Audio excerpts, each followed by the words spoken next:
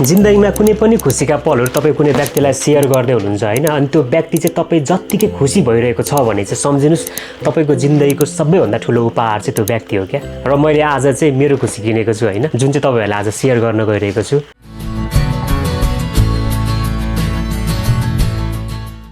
Korea आउनुभन्दा अगाडि चाहिँ मेरो एउटा ड्रिम थियो क्या, कोरिया पुगौँ मात्रै नै यस्तो खतरा खतरा भ्लगिङ गर्छु भन्थेँ हैन। अनि अहिले 7 वर्ष भइसक्यो क्या। मैले ट्राई नगरेको होइन, ट्राई चाहिँ गरेको पनि हो। मैले काम गर्ने पुरानो कम्पनीमा चाहिँ महिनामा 2 दिन बिदा हुन्थ्यो क्या, अनि त्यो 2 दिन बिदा पनि हाफ गरेर बस्नु पर्थ्यो। त्यस्तो बेला पनि होइन समय निकालेर भ्लगिङ गर्थेँ, अझ टिकटक पनि यति धेरै बनाउँथेँ। त्यति बेलाको त्यो एनर्जी होइन, पैसा पनि हुन्छ, जे मन लाग्यो त्यही गरिन्छ, आफ्नो सपना पनि पुरा गरिन्छ भन्ने खालको एउटा एनर्जी हुन्छ नि। वाह, जब बिस्तारै बिस्तारै शरीर थाक्दै जान्छ, जिम्मेवारीले बाँध्दै जान्छ, अनि ती देखेका सपनाहरू पनि मर्दै जाँदो रहेछ क्या। तर बिस्तारै बिस्तारै आफूलाई बुझ्दै जान थाल्नुभयो अनि आफ्नो लागि समय छुट्याउँदै जान थाल्नुभयो भने चाहिँ फेरि त्यो देखेका सपनाहरू पनि पुरा गर्न मन लाग्दो रहेछ क्या। र हो, त्यही सपना पुरा गर्नको लागि चाहिँ मैले एउटा भ्लगिङ क्यामेरा किनेको छु। यो सामान चाहिँ ठिक्कै मेरो काम सुरु भएपछि डेलिभर भएको थियो क्या। अनि मेरोमा मेसेज आएको थियो, मेरो आज दिनभरिको मुड कहिले रुम पुगौँ, कहिले खोलौँ, कहिले हेरौँ भइरहेको थियो। त्यसमाथि आज अनबक्सिङ भिडियो बनाउँछु भनेको थिएँ होइन। अनबक्सिङ भिडियो पनि बनाउँदा खोलेर हेरिदिन्छु भनेर सोचिरहेको थिएँ। नाइ हुँदैन भनेर आफूलाई कन्ट्रोल गरेँ होइन। अनि तपाईँहरूकै अगाडि खोल्छु भनेर। यो चाहिँ DJI-को ओस्मो पकेट 4 हो होइन। अनि क्रिएटर कम्बो प्याकमा मैले लिएको छु। यहाँभित्र के छ मलाई पनि केही थाहा छैन होइन। हिजो मात्र अलिअलि रिसर्च गरेर हेरिरहेको थिएँ कसरी चलाउने, के गर्ने भनेर। अनि यसको मलाई मेन फिचर भनेको चाहिँ त्यो ट्र्याकिङ हुन्छ नि, ट्र्याक गर्छ नि, त्यो चाहिँ अति मन परेको क्या। लेट्स अब ओपन गरौँ है त। कताबाट खोल्ने हो यो? मलाई फेरि यो ओपनिङ गर्नको लागि होइन त्यो कैँची सैँची चाहिँदैन क्या, हातले गर्ने हो। किन हातले गर्ने मजा आउँछ। सबैभन्दा बढी चाहिँ मलाई च्याप्नु मजा लाग्छ क्या यो। तर यो चाहिँ मैले खोल्नु भ्याउँदिनँ कि क्या, सक्दिनँ। अनि फाड्दे र ओपनिङ हुँदैछ च्याडाङ। र मैले खोल्दैछु के छ ट्याडाङ। सबैभन्दा पहिले त मैले यो हावा पाएको छु। जोर से बोल के लोगों को स्कीमें बता दे। र here is osmo Tang. Wow, एकदम दामी छ है। एकचोटि बजाम पनि होला है। ल अनबक्सिङ यसरी नै त गर्छन् होला नि होइन। के फेसको पनि त्यो एक्सप्रेसन देखाउनु पर्छ। मेरो एक्सप्रेसन चाहिँ यस्तो छ है। म अघिदेखि अति धेरै एक्साइटेड भएको छु कि डिस्क्राइब गर्न सकिरहेको छैन। यो ओपन भनेको छ। अब साँच्चै चक्कु चाहिन्छ कि क्या हो? चक्कुले नै उगार्नु पर्ला जस्तो छ।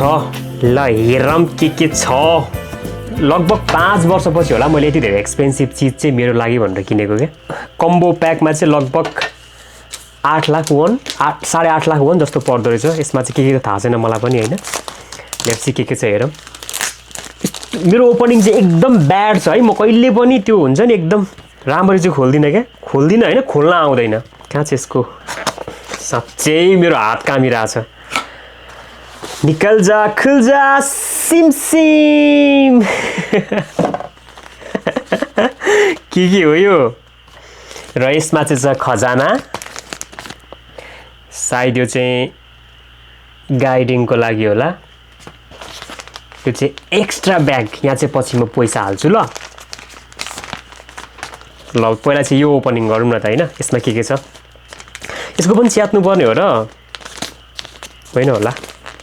यहाँ खोल्ने छ, सबै च्यात्ने भयो भने त नि कहाँ मलाई खुसी लागिहाल्छ नि। यसरी खोलौँ मलाई। टाडाङ।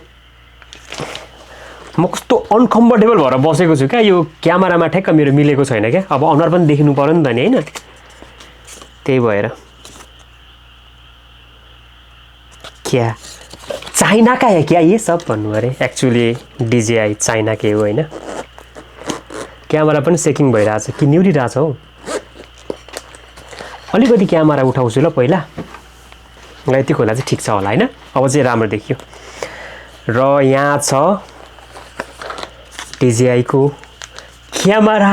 कति सानो क्या, यत्रो हुँदो रहेछ।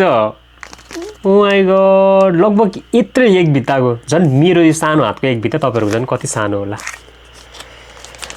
यो रहेछ एउटा क्यामेरा भयो यसमा यो यसको लुगा माइकको लुगा होला सायद यो यहाँ अर्को पनि लुगा रहेछ यसले मलाई ट्रेक गरिरहेछ कि ब्लर गरिरहेछ हौ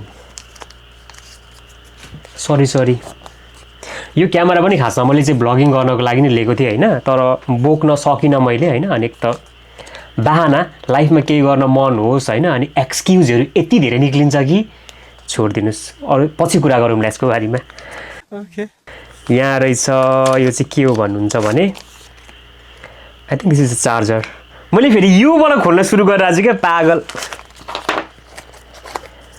यो चाहिँ माइक यो चाहिँ मलाई एकदम नेसरी थियो यो पनि लिएको थिएन त तर यो सायद त्यसको खुट्टा होला यो खुट्टा चाहिँ आवश्यक पर्दैन म यसको एक्सेसरीहरू चाहिँ फाल्टु नै किन्छु हैन अनि योसँग चाहिँ प्राय अब यो माइक आयो एउटा हैन अनि यो के भन्छ लाइटहरू आयो नि यो यिनीहरू चाहिँ यसो हिसाब गर्दाखेरि चाहिँ लगभग कम्बोमै क्रिएटर कम्बोमै ठिक हुँदो रहेछ क्या लिम न भनेर म खोल्छु ल अब चाहिँ धेर बोले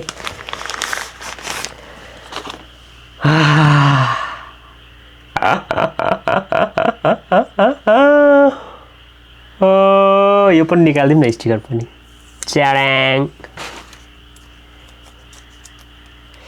अब यो पनि निकालिदिउँ ल कस्तो देखिन्छ च्याराङ यहाँ ब्लर गर्न यार मेरो अनुहारमै गरिरहेछ मैले त्यो पोडकास्टको यसमा राखिनँ कि क्या हो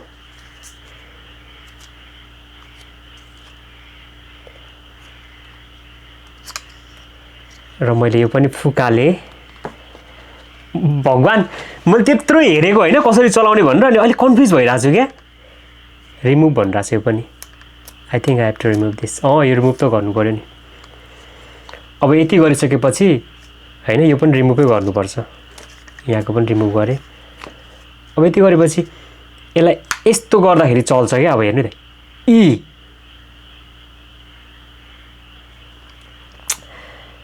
ओपनिङ त भयो अब यसको सेटअपहरू छ हैन जुन चाहिँ म पछि गर्छु पर्सनल गर्छु तपाईहरुलाई सबै थोक देखाउनु पनि झ्याउने हुन्छ हैन एकछिन अर्को एउटा एक्स्ट्रा अनबक्सिङ पनि छ हामीसँग यो चाहिँ यसको चस्मा हो एन्टी फिल्टरहरू हो मैले लिएको थिएँ देख्नु होला नि मेरो एकदम त्यो अनबक्सिङ एकदम डरलाग्दो छ क्या त्यही भएर अनबक्सिङ गर्नु चाहिँ this is my first and last unboxing है म अनबक्सिङ चाहिँ गर्दिनँ यो चाहिँ K&F को हो फिल्टर हैन अनि मैले त्यहाँ धेरै रिसर्च गर्दा हेर्दाखेरि चाहिँ यो K&F को फिल्टर चाहिँ एकदम राम्रो छ क्या किनभने तपाईले यसमा चाहिँ एन्टी कन्ट्रोल गर्न सक्छ कतिसम्म छ भन्दाखेरि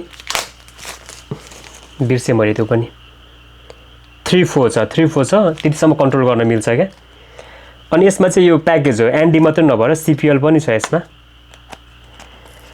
यो एकचोटि ट्राई गर्छु अनि मेरो अनबक्सिङ इन गर्छु ल गरौ मैले ब्लग अब त ब्लग नि हकेको पनि ब्लग हाल्ने हो भनेर कस्तो सुनिन्छ हैन नो त्यस्तो खालको ब्लग चाहिँ हाल्दिन ब्लगिङ भन्दा पनि मलाई चाहिँ मेरो लाइफको एक्सपिरियन्सहरु अति शेयर गर्न मन छ सायद मेरो लाइफको एक्सपिरियन्सहरुको बारेमा चाहिँ धेरै भिडियो बनाउँछु होला लुक एट हेर्नु त कस्तो क्यूट क्या सानो एन्टी फिल्टरहरु रहेछ पहिला चाहिँ एन्टी चोटी ट्राई गर्छु है त लाग्छ कि लाग्दैन ल यत्रो गरेर मैले खोले हैन अन्तिममा त मैले क्यामेरै खोल्नु बिर्सेको रहेछ क्या पागल ल हेर्नु त अब यो टाँसिन्छ अरे मलाई यति मात्रै हेर्नु मन चाहिँ टाँसिदैन इज इट वर्क वा ल चस्मा यसको आई लभ इट अनि यसको ट्रेकिङ अब यसको चाहिँ ट्र्याक गर्छ हैन अनि ट्र्याक गर्ने चाहिँ मलाई मन पर्छ नि त अब मलाई पनि कोही फर्की हेर्ने हुन्छ क्या लाइफमा आइएम सो सरी हैन मेरो अघिदेखिको त्यो ब्लसिङ फेस हुन्छ नि यत्तिकै हे गर्दा भएर इरिटेट भइसक्यो होला त्यसको लागि आइएम सो सरी सो अब मैले चाहिँ मेरो ब्लगिङ स्टार्ट गर्नु लागेको छु होप तपाईहरुले मेरो ब्लगिङमा साथ दिनुहुन्छ मेरो जर्नीमा म कोरियाको सबै कुराहरू तपाईँहरूलाई सेयर गर्नेछु अनि कोरिया भन्दा पनि विदेशमा नेपालीहरूको लाइफस्टाइलदेखि लिएर एभ्रिथिङ सेयर गर्नेछु होप तपाईँहरूले मलाई साथ दिनुहुन्छ र आजको अनबक्सिङदेखि लिएर मेरा सानसाना टुटेफुटेका स्टोरीहरूलाई क्लोज गर्दै आजको अनबक्सिङ चाहिँ क्लोज गर्न चाहन्छु भन्दै बाई बाई।